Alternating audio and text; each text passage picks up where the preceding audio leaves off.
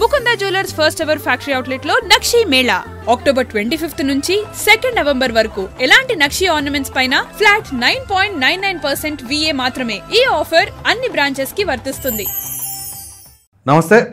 ప్రస్తుతం ఆంధ్రప్రదేశ్ను వణికిస్తున్నది ఏదైనా ఉంది అంటే మోంతా తుఫాన్. సో ప్రక్కన ప్రభుత్వం ప్రజలను అప్రమత్తం చేయటం కావచ్చు, ఈదురు గాలులు, వర్షాలు ఇవన్నీ జరుగుతూ ఉంటే వీటన్నిటికి మించి ఇంకా భయపెడుతుంది ఏంటి అంటే రాజకీయం. సో చివరికి ఈ తుఫాన్ల మీద కూడా రాజకీయం చేసేసి విపరీతమైన పోస్టులు, విమర్శలు. మరి ఈ నేపథ్యంలోనే వీటిపైన మనతో విశ్లేషించడానికి రాజకీయ విశ్లేషకులైనటువంటి అడిసిమల్ శ్రీనివాసరావు గారు, అప్సాన్ రాజేష్ గారు ఇద్దరు ఉన్నారు. వారిద్దరిని అడిగి ఆ విషయాలు ఏంటో తెలుసుకుందాం. నమస్తే అండి. నమస్కారం గారు.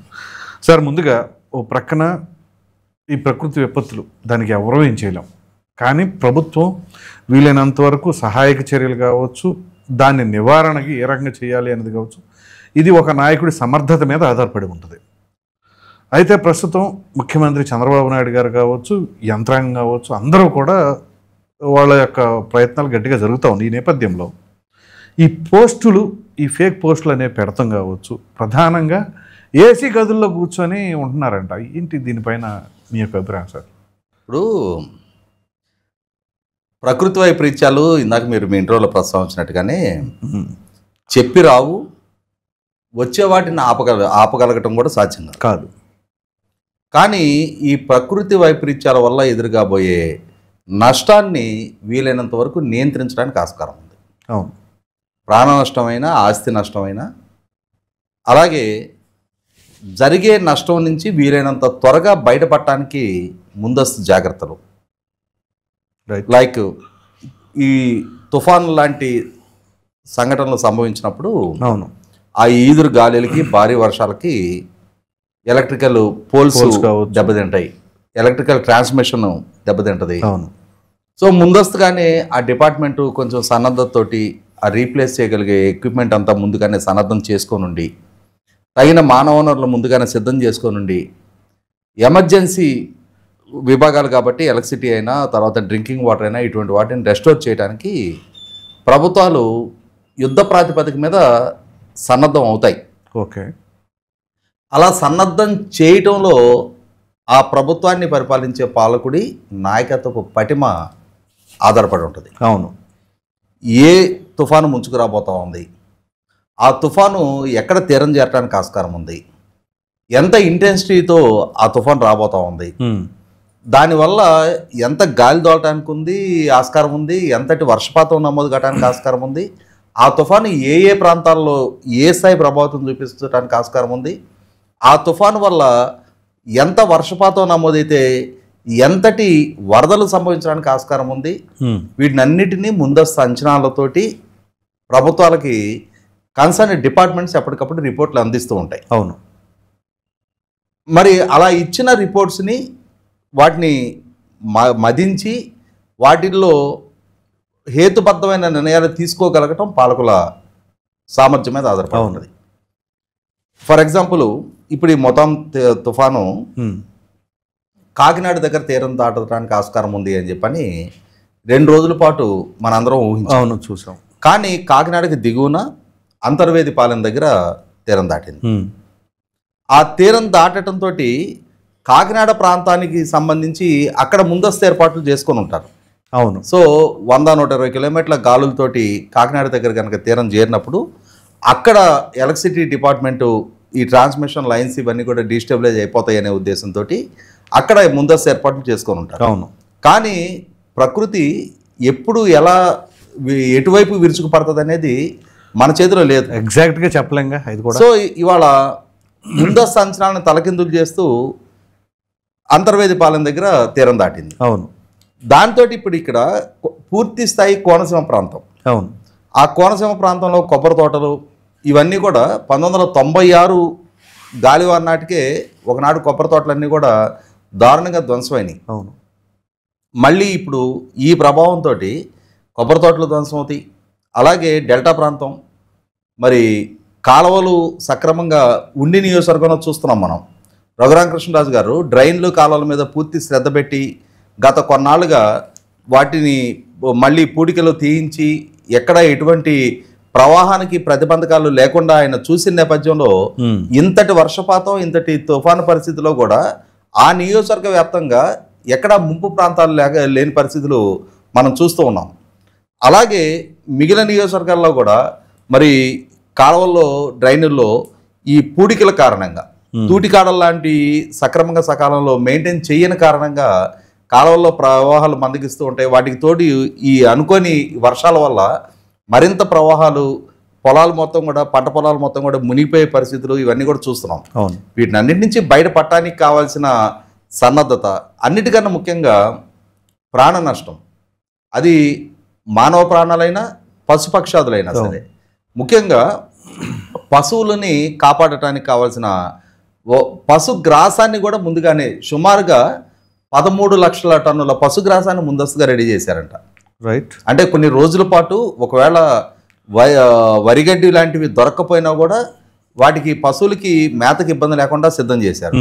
అలాగే రాష్ట్ర వ్యాప్తంగా సుమారుగా 2600 మంది గర్భిణీ స్త్రీలని ప్రభుత్వ పరంగా ముందస్తుగా రెస్క్యూ చేశారు. అంటే ప్రభుత్వం ముఖ్యమంత్రి స్థాయి నుంచి మనకి రెవెన్యూ డిపార్ట్మెంట్లో అతి చిరుద్యోగిగా ఉండే విఆర్ఏ వరకు, హెల్త్ డిపార్ట్మెంట్లో అతి చిరుద్యోగిగా ఉండే ఆశా వర్కర్ వరకు, పారిశుద్ధ్య కార్మికుల వరకు అందరూ యుద్ధ ప్రాతిపదిక మీద నిరంతరం ఎప్పటికప్పుడు పరిస్థితులను సమీక్షించుకుంటూ ప్రభుత్వం నుంచి వస్తున్న ఆదేశాలని పాటిస్తూ పర్యవేక్షిస్తూ ప్రజాప్రతినిధులతో సహా ఫీల్డ్లో ఉండి ప్రజలకు అండదండలు అందిస్తా వీలైనంత వరకు ప్రాణ నష్టాన్ని నివారించుతూ చర్యలు తీసుకున్నారు.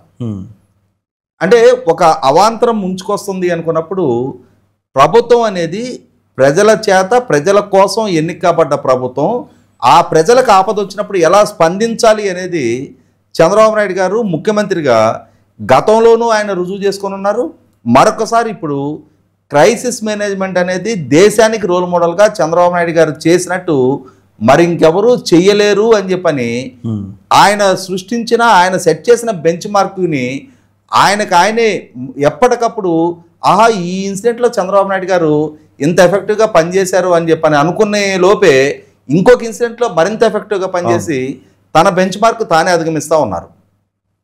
అటువంటి చంద్రబాబు నాయుడు గారి ప్రభుత్వాన్ని మీరు ఇందాక ప్రస్తావించినట్టుగానే వైసీపీ సోషల్ మీడియా, మనకు ఒక సామెత ఉంది, కోతి కోతి ఎందుకు పుట్టావే అంటే చక్కగా ఉన్న వాళ్ళని ఎక్కిరించడానికి అందంట.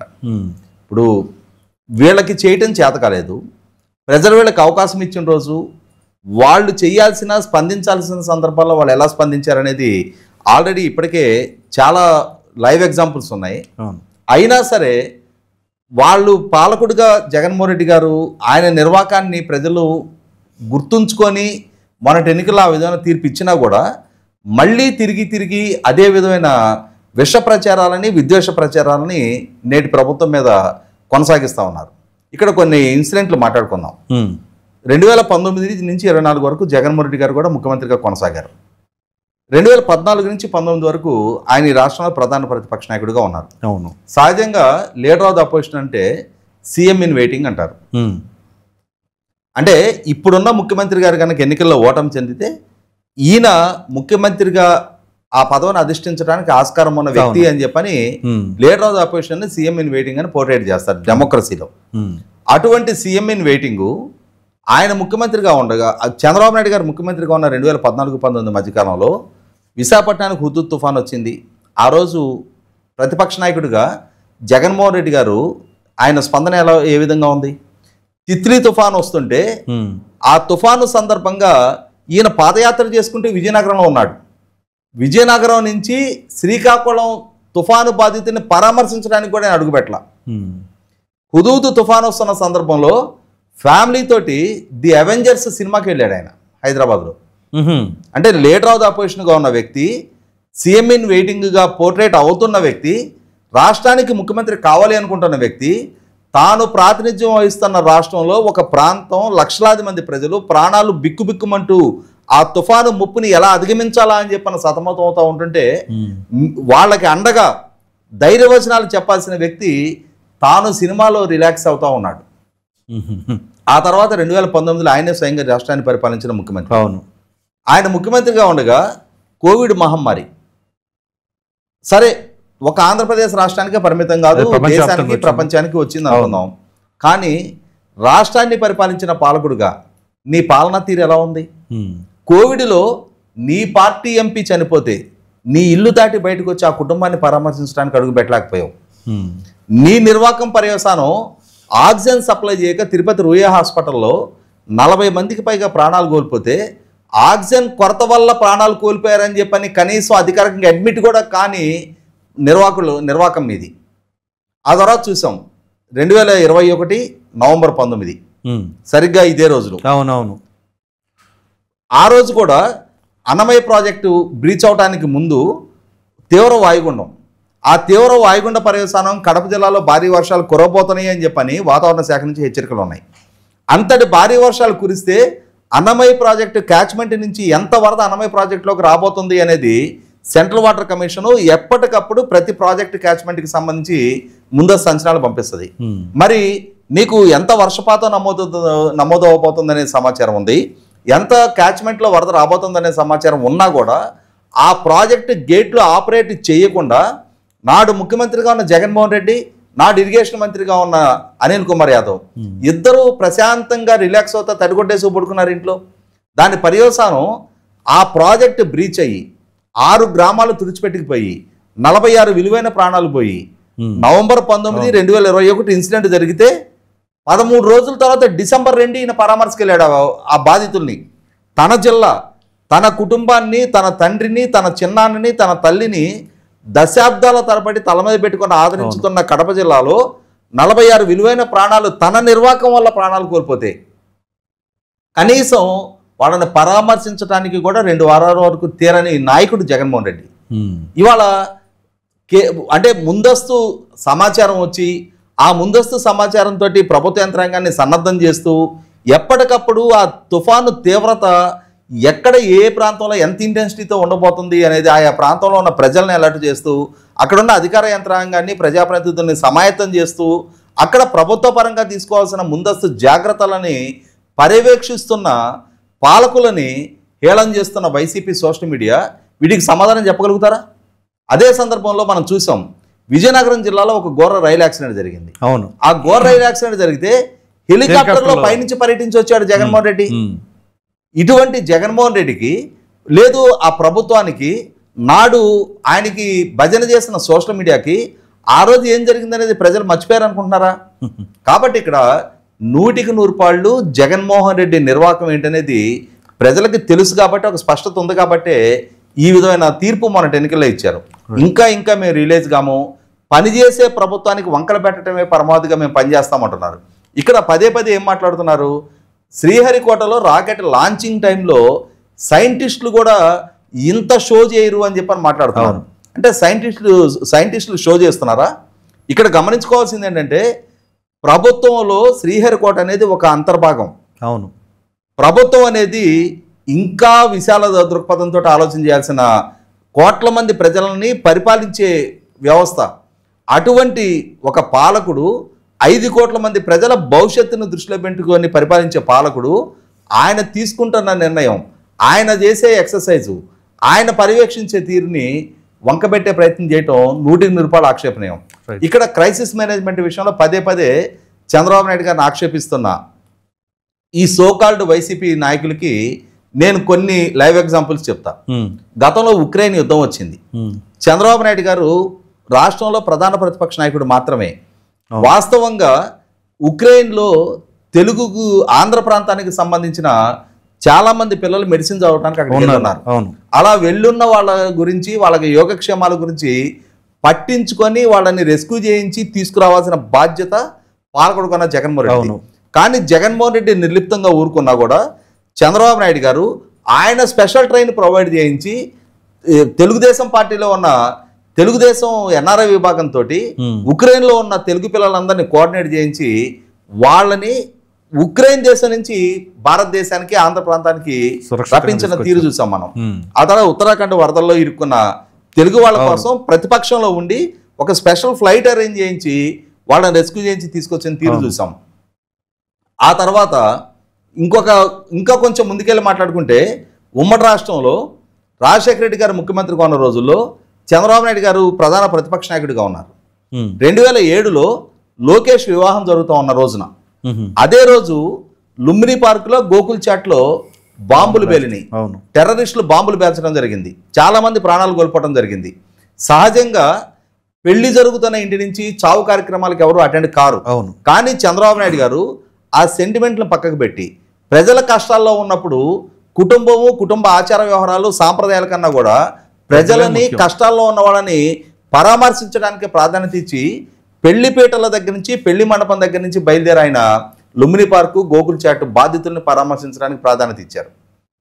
ఆ తర్వాత 2014-19 మధ్యకాలంలో హుదూద్ తుఫాను విశాఖపట్నాన్ని చుట్టుముడుతూ ఉన్నప్పుడు విశాఖపట్నం ప్రజలకి హుదూద్ తుఫాను ఒక ముప్పుగా మారబోతున్న సందర్భంలో ఆ రోజు బ్రాహ్మణి శ్రీమంతం, కుటుంబ వేడుకకి ప్రాధాన్యత ఇవ్వకుండా ఆయన ఇమ్మీడియట్గా బయలుదేరి విశాఖపట్నం వెళ్ళి అక్కడ తుఫాను బారిన పడ్డ విశాఖపట్నాన్ని మళ్ళీ నార్మల్సీకి తీసుకురావడం కోసం వారం రోజులు ఆయన అక్కడే స్టే చేసి అక్కడ మళ్ళీ తిరిగి విశాఖ ప్రజల మొహంలో చిరునవ్వు చూసిన తర్వాత ఆయన వెనక రావడం జరిగింది.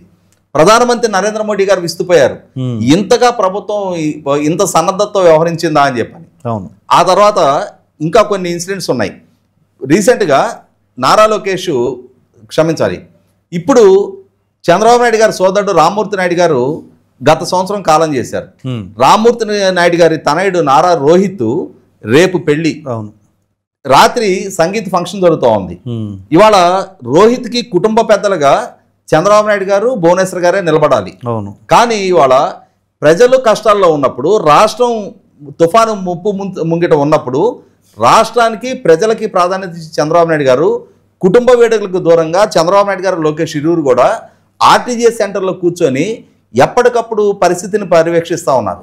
అటువంటి చంద్రబాబు నాయుడు గారిని హేళన చేసే ప్రయత్నం చేస్తున్న వైసీపీ గతంలో మిచిగాన్ తుఫాను వచ్చిన సందర్భంగా ఆ తుఫాను తర్వాత నెల్లూరు జిల్లాలో రైతాంగాన్ని పరామర్శించడానికి వెళ్ళిన జగన్మోహన్ రెడ్డి రెడ్ కార్పెట్ పరిసి ఆ రెడ్ కార్పెట్ మీద డయాస్ ఏర్పాటు చేసి ఆ డయాస్ మీద తాను నిలబడి 10 అడుగుల దూరంలో బ్యారికేడ్ ఏర్పాటు చేసి ఆ బ్యారికేడ్ అవతల ఇస్త్రీ బట్టలు వేయించుకొని మెడల్లో ట్యాగ్ లైన్లు వేయించుకున్న రైతులతోటి పరామర్శ చేసి వచ్చిన తీరు చూసుకుంటే చంద్రబాబు నాయుడు గారికి, జగన్మోహన్ రెడ్డికి సమస్యల పట్ల స్పందించే విధానంలో, అలాగే బాధితులని పరామర్శించడంలో, అన్నిటికన్నా ముఖ్యంగా పాలకుడిగా ప్రభుత్వ యంత్రాంగాన్ని సమాయత్తం చేయడంలో అనుభవము, పరిజ్ఞానము, చిత్తశుద్ధి, అంకితభావం ఎవరికి ఏ విధంగా ఉందనేది రాష్ట్ర ప్రజలకు ఒక స్పష్టత ఉంది. ఇంకా చంద్రబాబు నాయుడు గారినో లేకపోతే ప్రభుత్వాన్నో తేలిక చేయాలి, చులకన చేయాలి అనుకుంటే ఇప్పటికే ప్రజలలో పలచనయ్యారు, ఇప్పటికే ప్రజల తిరస్కారానికి, చేత్కారానికి గురయ్యారు. ఇంకా మాలో మార్పు చేసుకోమనంటే 100కి 100 పాళ్ళు ఈసారి ఆ 11 స్థానాలు కూడా దక్కని స్థితికి మిమ్మల్ని మీరే చేర్చుకుంటారు. రైట్. శ్రీనివాస గారు, ఓ ప్రక్కన ఈ విధంగా తుఫాను పరిస్థితి ఉధృతంగా ఉంది అన్న సమయంలో నిన్న రాత్రి తీరం దాటే పరిస్థితి, ఆందోళనగా ఉన్నారు ప్రజలందరూ. ఈ సమయంలో ప్రభుత్వం అప్రమత్తం చేస్తూ ఉంది. బుడమేరు, విజయవాడలో బుడమేరు వాగు పొంగిపోయింది అని చెప్పేసి ఓ పోస్ట్ పెట్టేశారండి. దీనిపైన సిపి రాజశేఖర్ గారు అది ఆయన డ్రోన్ విజువల్స్ తెప్పించి ఒక క్లారిటీ ఇచ్చి అదంతా ఫేకు, దయచేసి నమ్మమాకండి అనే పరిస్థితి. అంటే ఓ ప్రక్కన ప్రజలకు సంబంధించిన దాంట్లో వీళ్ళు సంయమత్తంగా పనిచేసుకుంటూ పోతూ ఉంటే ఈ ఫేక్ ప్రచారాలను తిప్పికొట్టాలా, ఏం చేయాలి, ఏంటండి ఈ పరిస్థితికి ఏంటి పరిష్కార మార్గం అంటారు? ఇప్పుడు సాధారణంగా ఇటువంటి క్రైసిస్ వచ్చినట్టు కొంతమంది ఆకతాయిలు ఉంటారు, వాళ్ళకి ఒక సైకో అంటే మళ్ళీ బాధపడుతున్నారు. కానీ వాళ్ళు మానసిక ప్రవృత్తి సరిగ్గా లేని వాళ్ళు ఏం చేస్తున్నారంటే ఇటువంటి పుకార్లు పుట్టించి ప్రజలను భయాందోళనకు గురి చేసి వాళ్ళు ఆనందించడం. ఏమొస్తుంది ప్రజలు, ఏ రాజకీయ పార్టీకి సంబంధం లేకుండా చేసే వాళ్ళు కొంతమంది ఉంటారు. అయితే వాళ్ళందరూ ఈ పార్టీలో చేరారు ఇప్పుడు. ఓకే, జగన్ పార్టీలో. ఎందుకంటే వాళ్ళు మా లైక్ పెండెడ్ అన్నమాట.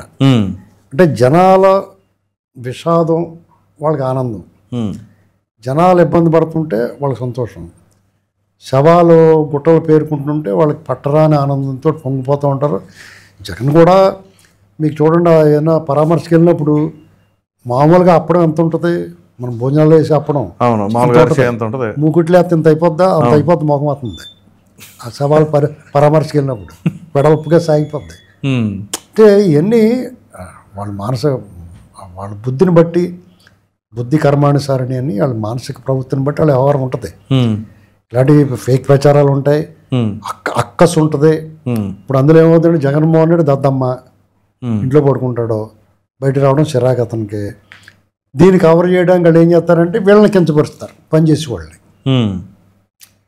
ఇప్పుడు చాలామంది ఇంత హడావుడి ఎందుకు, నిజంగా వస్తుందో రాదో, తుఫాన్ రాకపోతే సంతోషమే కదా. అదే కదా మనకు కావాల్సింది. అలా కాదండి, అదే కనుక జరిగితే ప్రమాదం జరుగుద్దేమో అని మీరు జాగ్రత్తగా ఉన్నారు, అప్రమత్తంగా ఉన్నారు. ఒకవేళ రాలేదనుకో సంతోషించాలి కదా. అంతేగాని వీళ్ళని తడావుడి చేయరు కాబట్టి రావాలని కోరుకోకూడదు కదా. ఇప్పుడు ప్రతి విపత్తు నుంచి ఆయన నేర్చుకుంటున్నాడు చంద్రబాబు నాయుడు గారు. ఆయన ముఖ్యమంత్రిగా బాధ్యతలు తీసుకున్న వెంటనే 96లో ఒక పెను తుఫాన్ వచ్చిందండి. అవును, చాలా ఇబ్బందికరమైన పరిస్థితి. కొబ్బరి తోటలో, అదే కాకినాడ కోనసీమలో అప్పుడు తగిలిన దెబ్బ ఎప్పటికీ కోలుకోలేదు. కొబ్బరి తోటలో రకరకాల తెగుళ్ళు, అంత డ్యామేజ్ అయిపోయిందండి. ఆ రోజు ఆయన అంటే అప్పటి వరకు ఉన్న దానికంటే కూడా క్రైసిస్ మేనేజ్మెంట్లో బెంచ్ మార్క్ క్రియేట్ చేశాడు ఆయన. తర్వాత వర్షాలు వస్తే ఇక్కడ ఉన్న సిబ్బందిని అందరినీ, ఆ తుఫాన్ అప్పుడు ఎవరైతే పనిచేసారో వాళ్ళందరినీ పంపించాడు అక్కడికి. ఒరిస్సా వాళ్ళు కూడా చాలామంది మనల్ని ఇప్పటికే గుర్తుపెట్టుకుంటారు, అప్పుడు ఆ తుఫాను ఎఫెక్ట్ అయిన వాళ్ళంతా కూడా. అలాగే అప్పట్లో ఆ తుఫాను బాధితులందరికీ కూడా మైక్రో లెవెల్ ఆలోచించి, ఇది మీకు వినటానికి విచిత్రంగా అనిపిస్తుంది కానీ హెలికాప్టర్ నుంచి బిస్కెట్ ప్యాకెట్లు, పులిహార పొట్లాలు ఇలాంటి ఆహారం పంపించేవారు. వాటర్ ప్యాకెట్లు, అప్పుడు వాటర్ ప్యాకెట్లు బస్తాలు పని చేసినప్పుడు మీరు నమ్మితే నమ్మండి, నాకు కొంతమంది అక్కడ వాళ్ళు చెప్పారు బీడిగట్లు, సిగరెట్ పెట్లు, ఎగ్ పెట్లు కూడా వేశారండి. అంటే దీని బాధితులు ఉంటారు, అలాంటి వాళ్ళు ఉంటారు కదా. అంటే మొత్తం పొందు కదండి అది. అవును, అసలు అడుగు తీసి అడిగేయడం లేదు. గ్రామాలు ముంపుకు గురైపోయి అనేక మంది నిరాశ్రయాలు అయిపోరు. అప్పుడు అసలు అది బెంచ్ మార్క్ అప్పటికి. తర్వాత ఇటువంటి క్రైసిస్ ఎప్పుడు వచ్చినా దాని నుంచి ఏదో లోటు జరుగుద్ది. నిన్న దానికి పూర్తి స్థాయిలో సన్నద్ధమయ్యాడు ఆయన. అంటే హైవే మీద లారీలు ఆపేశారు, ట్రాఫిక్ ఆఫీసర్ కదా. అవును, ఆఫీసర్ లేబేలో ఆపుకుంటారు, అక్కడ హోటల్స్ ఉంటాయి, ఉండకపోతే వాళ్ళందరూ ఫుడ్ అరేంజ్ చేశారు. అవును. అలాగే ఈ గర్భిణీ స్త్రీలు ఉంటారు కదా, సాధారణంగా ఎవరు ఎక్కువ ఇబ్బంది, కాళ్ళు చేతులు అన్నీ బాగున్నా కూడా ఇలాంటి తుఫాన్లప్పుడు ట్రాన్స్పోర్ట్ లాగా ఇబ్బంది పడతారు. ఈ గర్భిణీ స్త్రీలకు ఇంకా ఇబ్బంది ఉంటుందని చెప్పేసి వారం 10 రోజుల్లో డెలివరీ టైం ఉన్న వాళ్ళందరినీ కూడా హాస్పిటల్ తరలించారు. అవును, 2 days బిఫోర్ తీసుకొచ్చారు. ఆ రేంజ్లో ఆలోచన చేయటం అనేటువంటిది నిజంగా మనం మెచ్చుకోతగ్గదండి. అధికారులు కానీ, అధికార యంత్రాంగం, ఈవెన్ అక్కడ సచివాలయ సిబ్బందితో సహా పార్టీ యంత్రాంగం, నాయకులు, ఎమ్మెల్యేలు, ఎంపీలు, పోలీసులు ముఖ్యంగా వీళ్ళందరూ చాలా బాగా పనిచేశారండి. అంటే నాయకుడు పనిచేస్తే వీళ్ళకే పని చేయాలనిపిస్తుంది. నాయకుడు ఇంట్లో పడుకున్నాడు అనుకోండి, ఆదేశాలు ఇచ్చి మీరు ఇంట్లో పడుకుంటే మీ కింద వాళ్ళు ఎంత పని చేస్తారు? అంతే కదా. ఏంటంటే చంద్రబాబు గారు పడుకోరు. పైగా నాయకుడు తపన, ఆయన తీసుకున్న బాధ్యత చూసిన తర్వాత ఎంత ఎద్దులాగా నడవని ఎద్దులాటుడైన కన్నా నడుస్తాడు. అవును, పని చేయాలనిపిస్తుంది. ఏంటంటే కాబట్టి ఆయన విషయంలో మనం చంద్రబాబు నాయుడు గారు అనేటువంటి వ్యక్తి మీరు అన్నట్టుగా ఈ దేశంలో పనిచేసే ముఖ్యమంత్రుల్లో నెంబర్ 1 స్థానానికి వస్తాడండి ఆయన. ఇంకా ఆయన కొట్టినాడు అవడం ఉన్నాడు ఈ విషయంలో. మనం తెలుగువాడిగా దక్షిణ భారతదేశం నుంచి ఒక లెజెండరీ పొలిటీషియన్, ఈ దేశం కూడా గర్వించదగ్గ రాజకీయ నాయకుడిగా ఆయన మనం గౌరవించాలి. రాజకీయాలు, కులాలు, మతాలు, పార్టీలు ఇవన్నీ పక్కన పెట్టి మనకు ఒక లెజెండరీ పొలిటీషియన్ ఉన్నాడు, పనిచేసే వ్యక్తి ఉన్నాడు. అతను అధికారము, ప్రతిపక్షము, అధికారంలో ఉన్నా లేకపోయినా పనిచేస్తాడు ఆయన. అవును, అధికారంలో లేకపోతే కూడా ఇంకెక్కువ పని చేస్తాడు. ఆయనకు అది వీక్నెస్. ఎందుకంటే ఆయన బలము, బలహీనత ఏంటంటే పనే. నాకు అనిపించింది నిన్న 12 గంటలు కంటిన్యూస్గా కూర్చున్నాడంటే, నేను 20 నిమిషాలు కూర్చోలేకపోయినా కంటిన్యూస్గా ఇక్కడ ఫోన్ గట్రా చూసుకున్నాను. ఇప్పుడు ఓకే, అసలు ఆయన 12 గంటలు అలా కూర్చున్నాడు, మనిషా యంత్రమా అనిపించింది నాకు. అండి ఇలాంటి వ్యక్తులు అరుదైన వ్యక్తులు అంటారు, వీళ్ళని మనం చాలా జాగ్రత్తగా కాపాడుకోవాలి.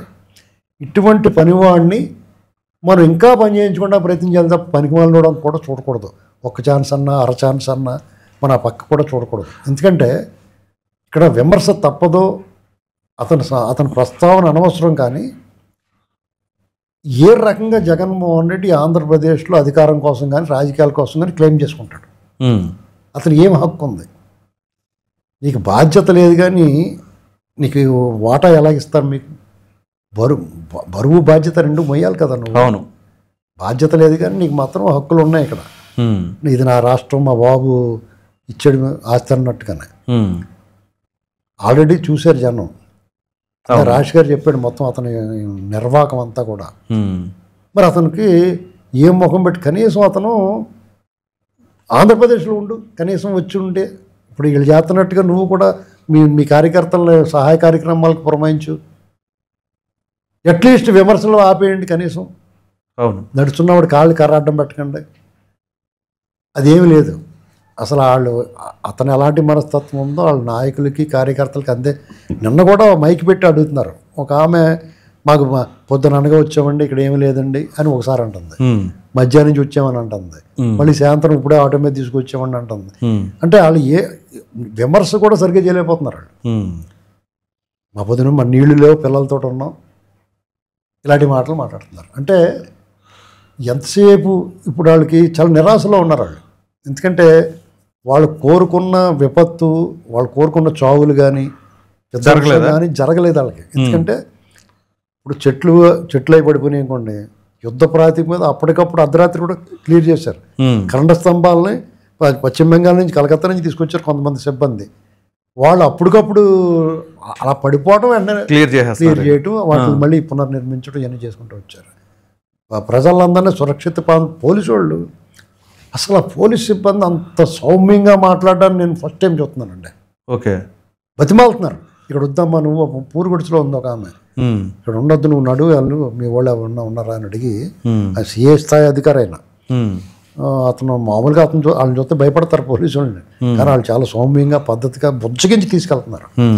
తీసుకెళ్ళిన వాళ్ళకి అందరికీ ఎమ్మెల్యేలు, ఎంపీలు, మంత్రులు వాళ్ళకి సౌకర్యాలు ఎలా ఉన్నాయి, ఫుడ్ గిడ్డ అందుతుందా లేదా అని చెప్పి చాలా, నేను 7-8 మంది ఎమ్మెల్యేలు తిరిగిదాన్ని విజువల్స్ చూశాను నేను.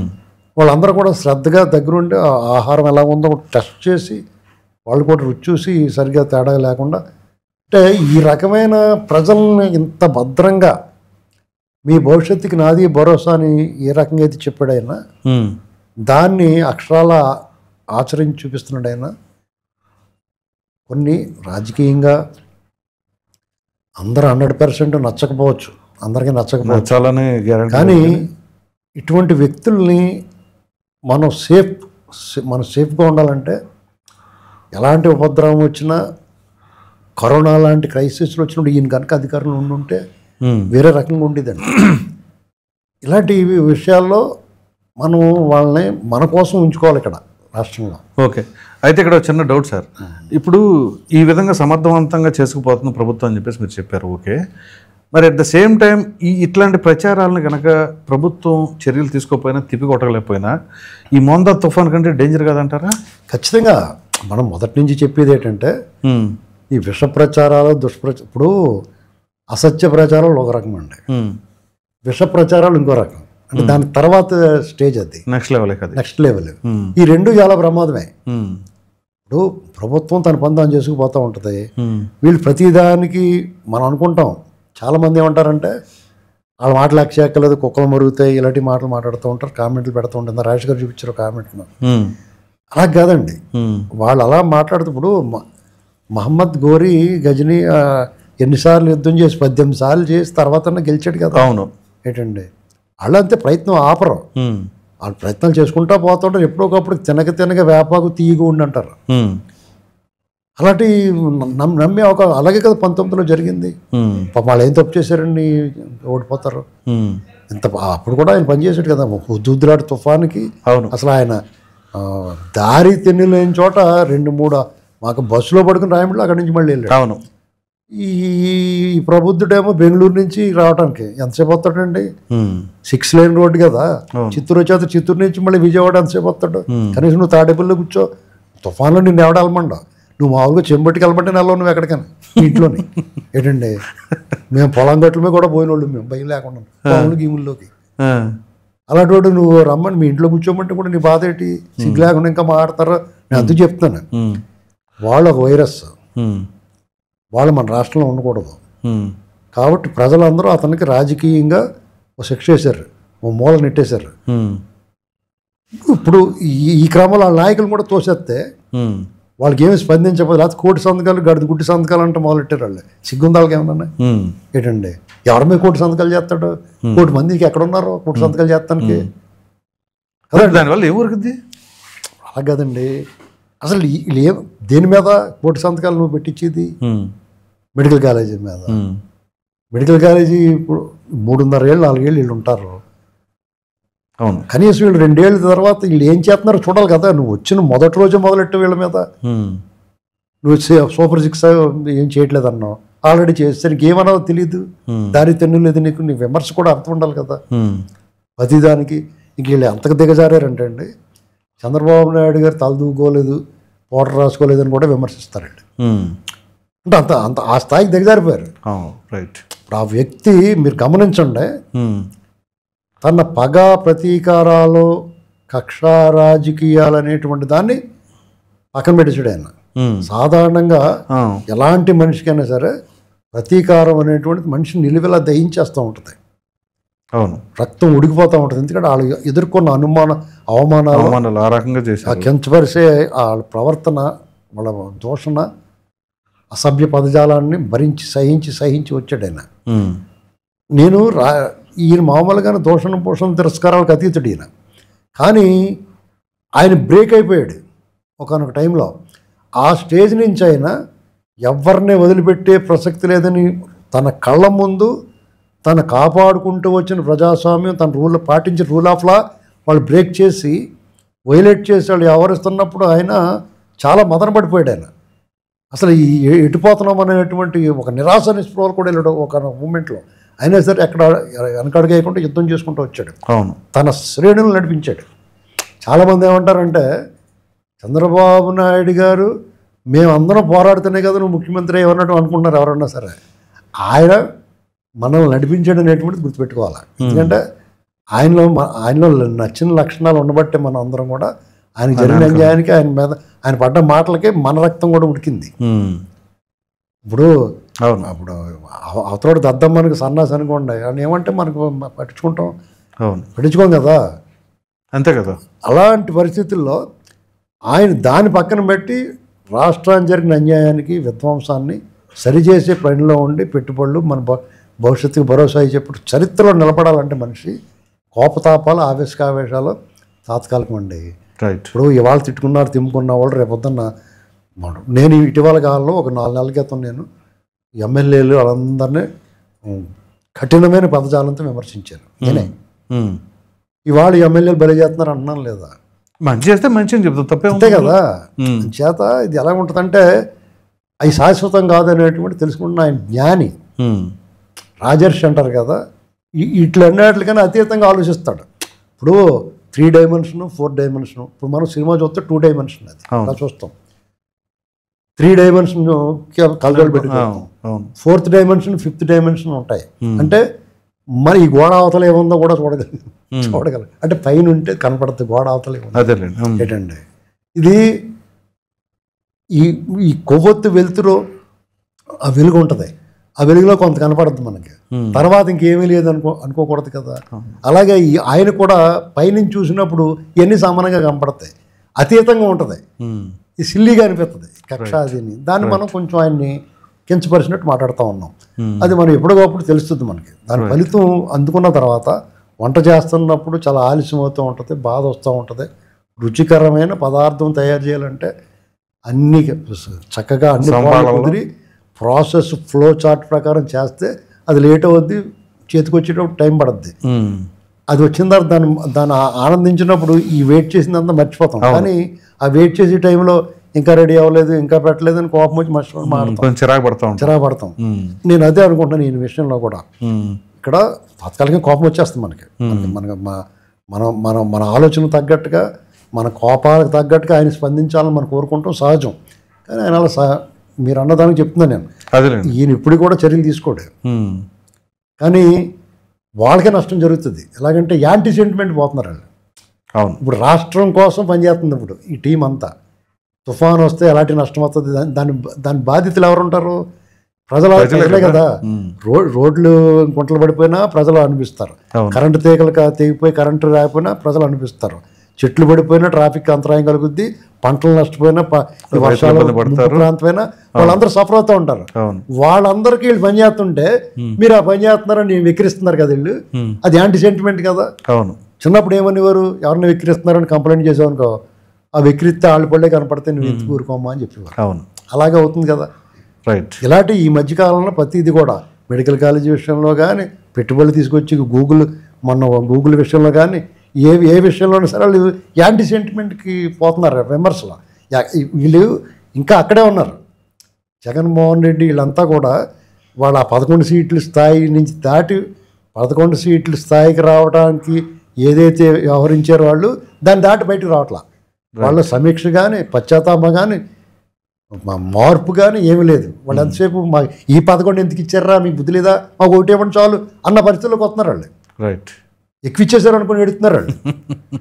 చేత ఇప్పుడు పాలకుడు చంద్రబాబు నాయుడు గారి గురించి మీరు ఆయన నుంచి ప్రతీకారాన్ని కానీ కక్ష రాజకీయాన్ని కానీ మీరు ఎక్స్పెక్ట్ చేయొద్దు. ఆయన చెప్తాడు తోలు తీస్తానండి, వద్దులేండి అనాలి మనమే. అర్థమైందండి, అప్పుడు మనకి హ్యాపీగా ఉంటుంది. రైట్ సార్, థ్యాంక్ యూ అండి.